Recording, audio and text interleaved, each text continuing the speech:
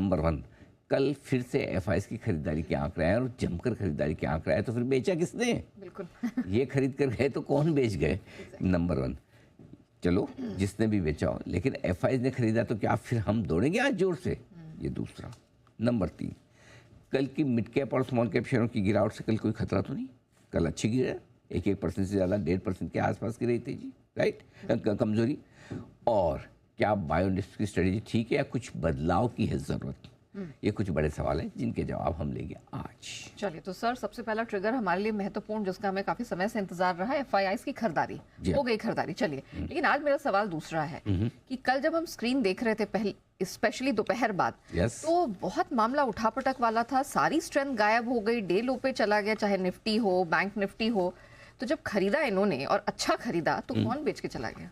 देखिए नेहा, ये बड़ा इंटरेस्टिंग है कि कल जिस तरह की स्क्रीन दिख रही थी और जिस तरह से ऊपर खुले फिर नीचे आए, कल एक्चुअली ऐसा लग रहा था कि एफआईएस की थोड़ी बिकवाली का आंकड़ा आएगा। मुझे यही लगा, है ना, लगा भी था कि स्क्रीन देख करके शायद भले कैश में आ जाए तो एफएनओ में तो बेचेंगे। ये इस तरह से जो थोड़ी सी वॉलेटिलिटी हुई है, थोड़ी बिकवाली हुई है, ठीक तो नहीं लग रही, राइट। एक्चुअली देखा जाए तो कल की एफआईएस के आंकड़े बेहद मजबूत और बेहद चौंकाने वाले हैं। मजबूत भी है और चौंकाने वाले भी है, दोनों हैं। हाँ, क्योंकि है ना, मजबूत कैसे, कल चूंकि चौंकाने वाले इसलिए कि स्क्रीन देखकर लगा नहीं कि एफआईएस बेच रहे हैं, और मजबूत इसलिए कि जो डेटा दिख रहे हैं वो काफ़ी बड़े हैं। 5,372 करोड़ की खरीदारी एफआईएस की कैश मार्केट में किसी भी लिहाज से छोटी नहीं है, नंबर 1। नंबर 2, 919 करोड़ के इंडेक्स फ्यूचर्स खरीदे एफआईएस ने। स्टॉक फ्यूचर्स में 1843 करोड़ की खरीदारी, यानी कि नेट अगर आप डायरेक्शन के तौर पर देखें तो ऑलमोस्ट $1 बिलियन, $900 मिलियन की खरीदारी होगी, 8,135 करोड़ की, जो किसी भी लिहाज से छोटी नहीं है, बिल्कुल किसी भी लिहाज से छोटी नहीं है। और ये मुझे लगता है ये बहुत पॉजिटिव ट्रिगर है आज के लिए। अब फिर ऐसे में कल किसी ने बेचा तो बेचा क्यों? पहला सवाल तो किसने बेचा और क्यों बेचा? तो पहली चीज़ ये, एफआईएस ने तो नहीं बेचा, एफआईएस ने तो खरीदा। फिर बेचने वाले कौन है एफआईएस के अलावा? एक तो है लोकल फंड, कोई खास नहीं बेचा, 2728 करोड़, 2770 करोड़, नॉट मच, ठीक है। 8,165 करोड़ के सामने 2700 करोड़, गैप तो बड़ा है, करेक्ट। तो फिर बेचा किसने? बेचा उन लोगों ने है जो 23,800 के लेवल पर नजर रखे हुए थे। और 23,800 का लेवल था बेहद अहम, क्योंकि इसके आने पर जो फंसे हुए ट्रेडर्स हैं उन्होंने पोजीशन हल्की की। और फंसे हुए ट्रेडर्स कैसे? जो बड़ा फॉल निफ्टी में आया वो 23,800 से आना शुरू हुआ। 5 फरवरी का लो था 23,800, 5 फरवरी का हाई था, और वहाँ से एक तरफा गिरना शुरू हुआ, 22,000 तक आकर गिरे, 21,964 टू बी प्रिसाइज 5 मार्च को, राइट। सो इसलिए जो सबसे ज़्यादा फंसा हुआ ट्रेडर होगा वो जहाँ से फॉल शुरू होता है वहाँ। तो अगर आप वापस आपका 23,800 आता है, मरते गिरते पड़ते महीने 1.5 महीने बाद, हाँ जान में जाने, छोड़ो, कमाना नहीं, अरे निकलो छूटो भागो, मतलब वो वैसी वाली फीलिंग होती है कि जान बची लाखों पाए, वैसा वाला ले लो। बस। तो वो एक तो वो जो फंसे हुए ट्रेडर्स, अगर किसी की उस लेवल के आसपास की पोजीशन है उन्होंने हल्की की।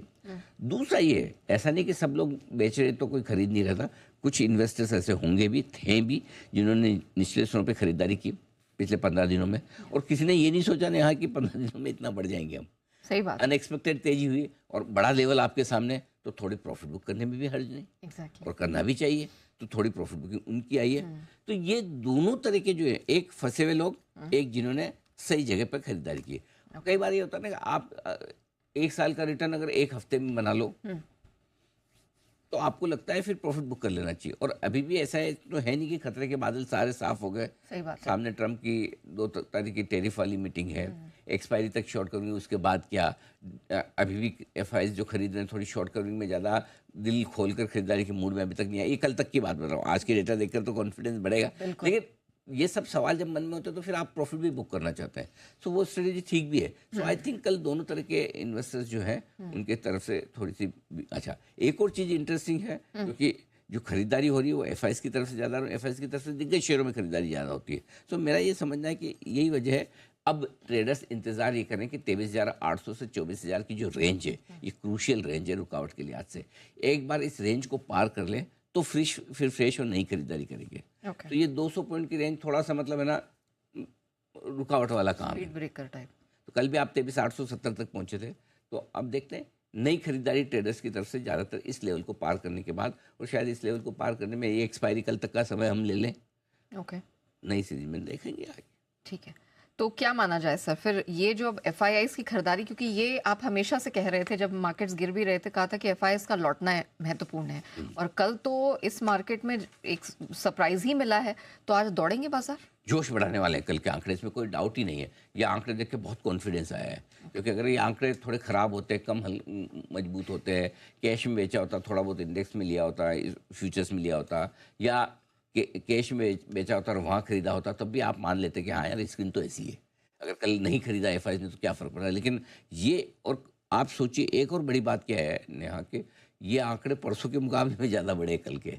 राइट, परसों उतने बड़े नहीं थे, सही बात है ना, कल ज़्यादा बड़े हैं। हो सकता है कल काफ़ी लोगों ने इसलिए भी बेचा हो कि परसों का आंकड़ा थोड़ा छोटा था, 3,000 करोड़ के आसपास का, फ्यूचर्स में ज़्यादा खरीदा नहीं था, राइट। तो हो सकता है उसे देख के भी लोगों ने थोड़ा बेच दिया हो। लेकिन कल जिसने बेचा वो गलती तो कर दी, तो आज कोई भी ट्रेडर फिर शॉर्ट करने के पहले और बेचने के पहले 2 बार सोचेगा।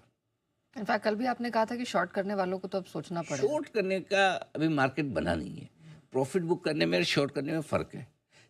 आपकी खरीदी तेजी की पोजीशन बेचना अलग बात है, और शॉर्ट करना अलग बात है। Correct, correct. तो शॉर्ट करने वाला 2 बार सोचेगा ही सोचेगा, है ना। तो ये दो, और आपको एक और चीज़ बताऊं, आपकी क्लोजिंग कल कहाँ हुई निफ्टी की? 23,668 पे। हाँ, नीचे की टिक क्या थी? 329 पे, 23,605। 70-60 पॉइंट तो आप ऐसे ही नीचे आ गए एवरेज क्लोजिंग। ऐसे पैनिक में कोई बेच के जा रहा आखिरी मिनट में, जैसे 200 पॉइंट ही नीचे निफ्टी खुलने वाला सही बात है ना, सीधा 23,500 के नीचे खुलेंगे। वो आखिरी टिक देखो ना आप, एवरेज को। इवन बैंक निफ्टी की आप देखिए 51,425 की टिक है, और बंद आया है आपका 51,600। तो 200 पॉइंट तो आप ऐसे ही नेगेटिव हो गए अगर आखिरी 1-2 मिनट में बेच गए। तो जो कल पैनिक में बेच गए वो अब 2 बार सोचेंगे। मेरा ये समझना है कि एफआईआईस के कल के डेटा से एक चीज़ बहुत साफ है, आज और कल एक्सपायरी तक तो कम से कम उनका खरीदारी का रुझान रहेगा, वो जल्दी से बेचने वाले नहीं हैं। और 23,800 के ऊपर आज फिर से निकले टिके तो शॉर्ट कवरिंग आती दिखेगी। एफआईआईस की इंडेक्स लॉन्ग पोजीशन कल 32 से 33% ही हुई है, कोई बहुत ज़्यादा नहीं बढ़ी है। सो आई थिंक इस मार्केट में शॉर्ट करने के पहले थोड़ा सा आपको 2 बार सोचना चाहिए, क्योंकि ये शॉर्ट करने की अनुमति दे नहीं रहा। प्रॉफिट बुक कर लें एक अलग बात है, और शॉर्ट करें तो भी सिर्फ इंट्राडे। अब कल अगर कोई पोजिशनल शॉर्ट करके गया तो आज उसके लिए मुश्किल का समय होगा। चलिए, तो ये एक लेसन भी साबित हुआ एक तरह से, जो लोग यहाँ शॉर्ट करके जा रहे थे या पोजीशन होल्ड कर रहे थे, ये एक लेसन साबित हुआ। लेकिन सर